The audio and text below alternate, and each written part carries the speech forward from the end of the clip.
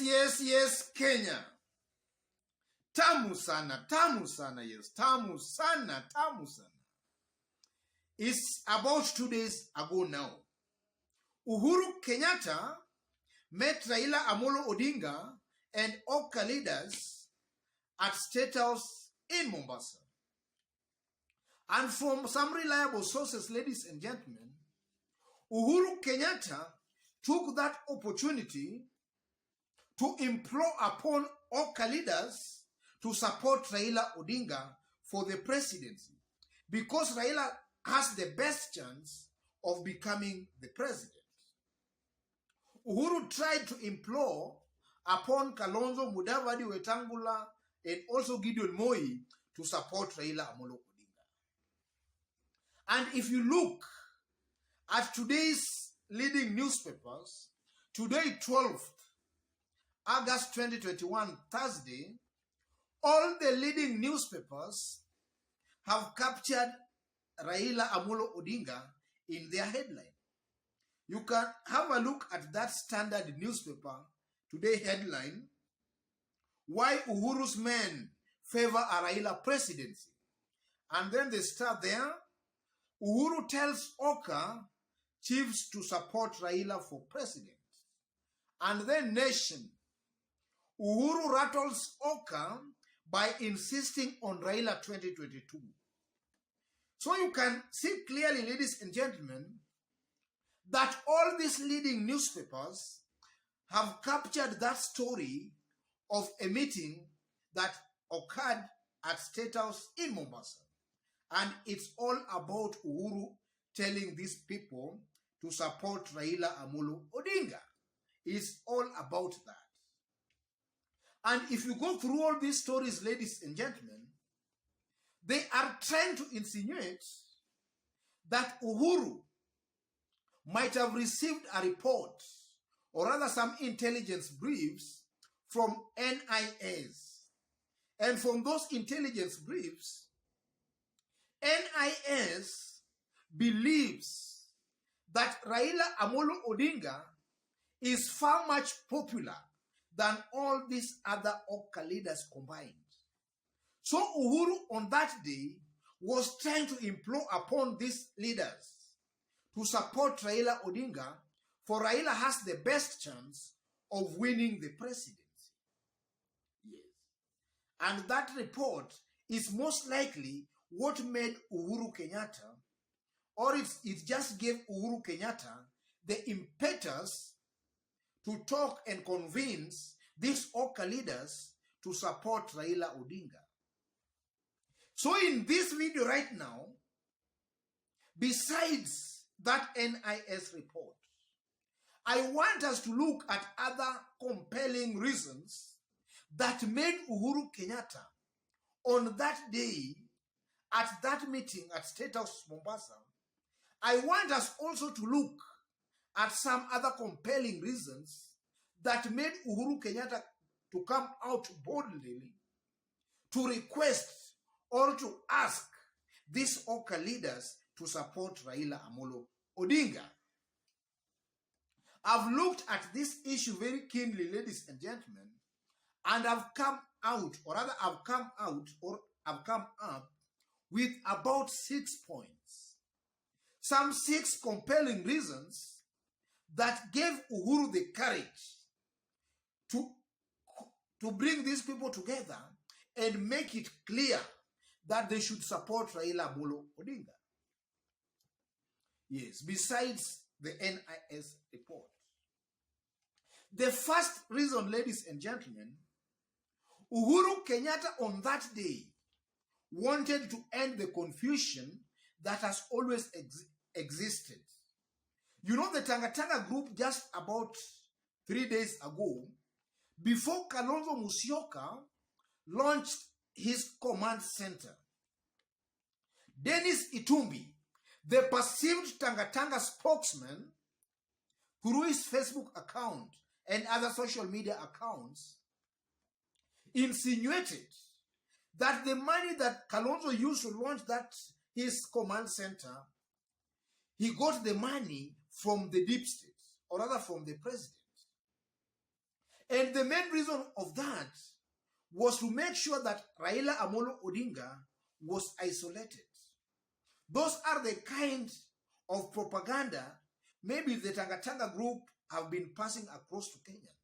And that has been causing a lot of confusion. There are some Kenyans who have been believing such posts by these Tanga people, that maybe Uhuru Kenyatta is just about playing all these people, Raila, Kalonzo, and Mudavadi.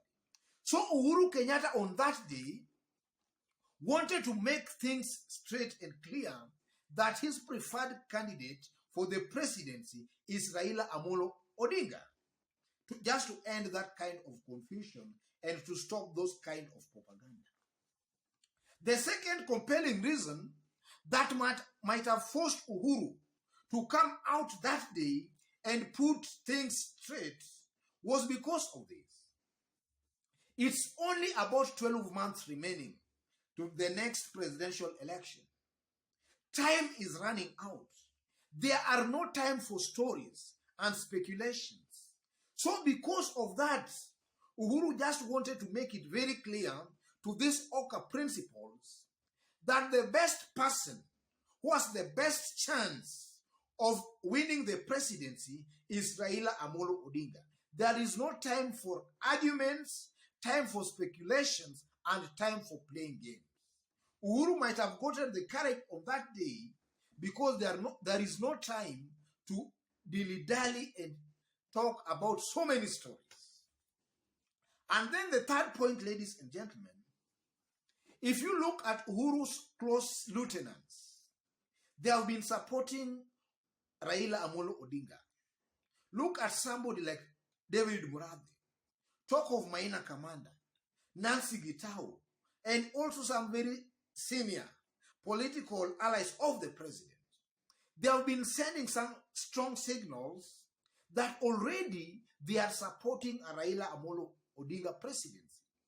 So maybe these close Uhuru allies, the deep state, maybe they have also been putting pressure on Uhuru Muigai Kenyatta to announce Raila Amolo Odinga as his preferred successor.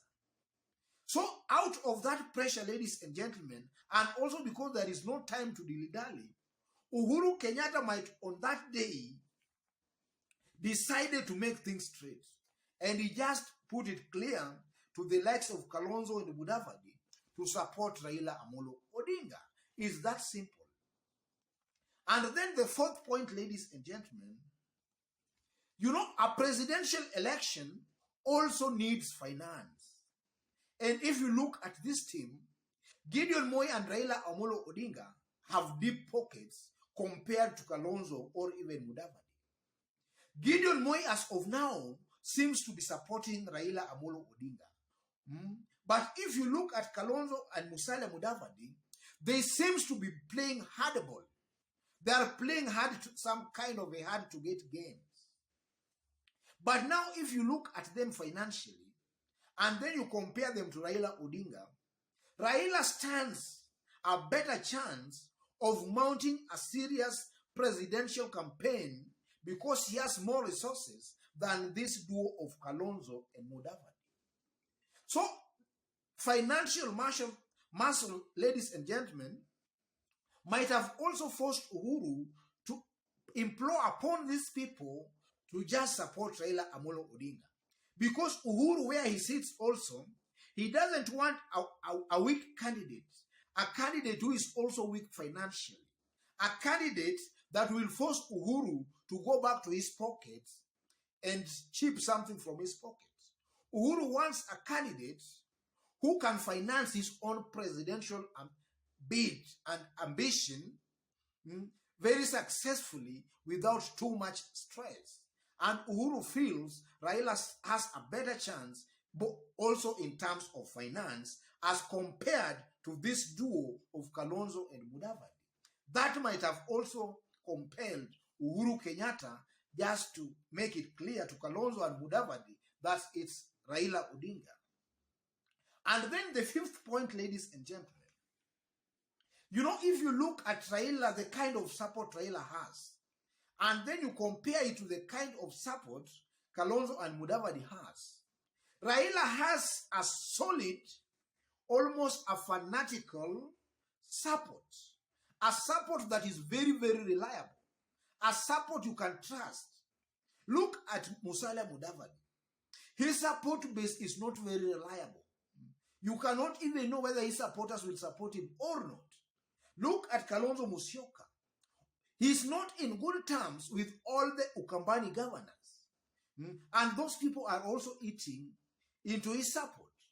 So in terms of reliability of support, Raila seems to have a more reliable support base compared to Kalonzo or even Musalia Mudavadi. And the advantage of that, ladies and gentlemen, is that when you have a reliable and almost a fanatical support, then that support can create some kind of excitement. That excitement can in turn create what we call a euphoria. And after a euphoria has been created, then maybe voters who are undecided can decide to vote for that candidate simply because of the euphoria that has been created by that candidate's fanatical supporters. That's how politics is being played. So Uhuru looked at that, ladies and gentlemen, and he feels that to easily beat William Ruto, then he needs somebody, a candidate who can create a euphoria. Raila can easily create a euphoria if compared to Musalia or even Kalonzo. And then finally, ladies and gentlemen, Uhuru might have taken the bull by the horns on that day because of Raila's advanced age. You know, Raila as of now, ladies and gentlemen, his age is really advanced. And Uhuru Kenyatta, from where I sit, and you will also likely agree with me, that Uhuru Kenyatta's natural heir apparent is none other than Gideon Kipsiele Moi. Uhuru wants somebody who can easily relinquish power, or somebody who can easily transfer power to maybe Gideon Moi, maybe after 2022 election. Let's talk maybe 2027 or thereabout. And if you look at all these leaders, ladies and gentlemen, Raila stands a better chance of doing that because of his age. Raila cannot acquire power, then he changes the constitution so that he can continue ruling simply because of his age. His age is advanced and he cannot do that. He does not have that time to do that. Look at these younger politicians. They can get elected, then if while in office, they can easily change the constitution so that they can stick in power. Raila is most likely not to do that. So Uhuru Kenyatta might have also looked at that because Raila will easily and quickly, without a fuss, transfer power to Gideon Moi without any problem at all. I strongly believe, ladies and gentlemen, that those are the 6 compelling reasons, besides Raila's popularity, that was also highlighted by NIS. Besides Raila's popularity across the country, I believe that those are also some compelling reasons that forced Uhuru Kenyatta to declare Raila Tosha, somehow like Raila Tosha on that day.